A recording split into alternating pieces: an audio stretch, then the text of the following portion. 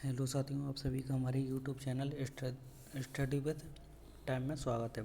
आज हम आपके लिए लेकर आए हैं टॉप जीके जीएस के 15 क्वेश्चन। ठीक है, तो आइए बिना किसी देरी के शुरुआत करते हैं पहले क्वेश्चन से कि कौन सा पर्वत ट्रांस हिमालय का भाग नहीं है। पहला ऑप्शन है काराकोरम, दूसरा है लद्दाख, तीसरा है जास्कर, चौथा है पीर पंजाल। तो इसका सही आंसर हो जाएगा पीर पंजाल।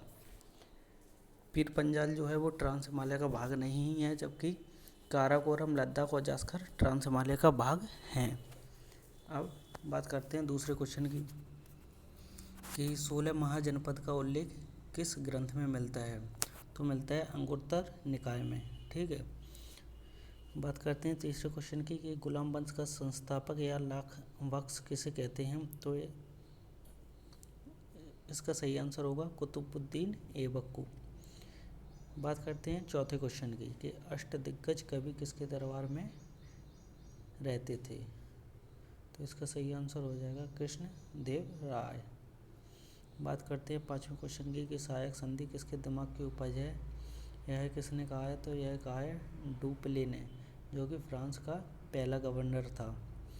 बात करते हैं छठे क्वेश्चन की कि भारतीय प्रेस पांचवा क्वेश्चन छठा है कि भारतीय प्रेस का मुक्तिदाता किसे कहा जाता है। तो ये कहा जाता है मेटकॉफ को। बात करते हैं सातवें क्वेश्चन की कि कृषक सम्मान निधि योजना की शुरुआत कब हुई। तो यह हुई 24 फरवरी 2019 को। अब बात करते हैं कि क्वेश्चन नंबर 8 की कि उज्ज्वला योजना की शुरुआत कब हुई। तो 1 मई 2016 को हुई। ठीक है, क्वेश्चन नंबर 9 की बात करते हैं कि पेंटागोनिया मरुस्थल कहाँ स्थित है। तो यह अर्जेंटीना में है, और अर्जेंटीना में एक घास का मैदान भी है जिसे पंपास घास का मैदान बोलते हैं। ठीक है, तो इसे आपको याद रखना है। क्वेश्चन नंबर 10 है कि सरदार स्वर्ण सिंह समिति का संबंध किससे है। तो इसका संबंध जो है वो मौलिक कर्तव्य से है। और मौलिक कर्तव्य की बात करते हैं तो ये भाग 4A में आता है, और आर्टिकल की बात करें तो 51A। ठीक है, बात करते हैं 11 क्वेश्चन की कि अलाई दरवाज़ा किसने बनवाया। तो अलाई दरवाज़ा का निर्माण जो है वो अलाउद्दीन खिलजी ने करवाया। ठीक है, क्वेश्चन नंबर 12 की बात करते हैं कि हड़प्पा सभ्यता की खोज किसने की।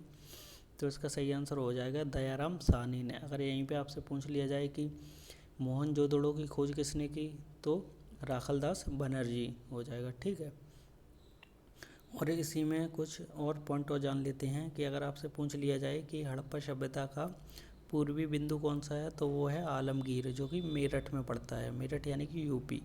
ठीक है, और अगर पूछ लिया जाए कि इसका दक्षिणतम बिंदु कौन सा है, तो वो है दायमाबाद, जो कि महाराष्ट्र में पड़ता है। अगर पूछ लिया जाए कि पश्चिमी बिंदु इसका कौन सा है, तो वो है सुतकांगेडोर, जो कि अफगानिस्तान में पड़ता है। अगर पूछ लिया जाए इसका उत्तरी बिंदु कौन सा है, तो उत्तरी बिंदु है इसका मांडा, जो कि जम्मू कश्मीर में पड़ता है। ठीक है, तो आप सभी को ये भी साथ में याद रखनी है। बात करते हैं क्वेश्चन नंबर 13 की कि दांडी यात्रा कब शुरू हुई थी। तो यह 12 मार्च 1930 को शुरू हुई थी। क्वेश्चन नंबर 14 की बात करते हैं कि आकशनी नदी के नाम से किस नदी को जाना जाता है। तो इसका सही आंसर हो जाएगा चेनाब नदी। अगर यहीं पे पूछ लिया जाए कि वितिस्ता के नाम से किस नदी को जाना जाता है, तो वितिस्ता के नाम से जाना जाता है झीलम नदी को।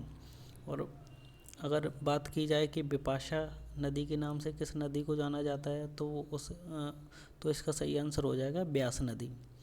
अगर पूछ लिया जाए कि पुरुषड़ी नदी के नाम से किस नदी को जाना जाता है, तो इसका सही आंसर हो जाएगा रावी नदी। तो आप सभी को ये चीज़ याद रखनी है। और आखिरी क्वेश्चन है 50 नंबर कि गुलामगिरी किसकी पुस्तक है। तो यह पुस्तक है ज्योतिबा फुले की।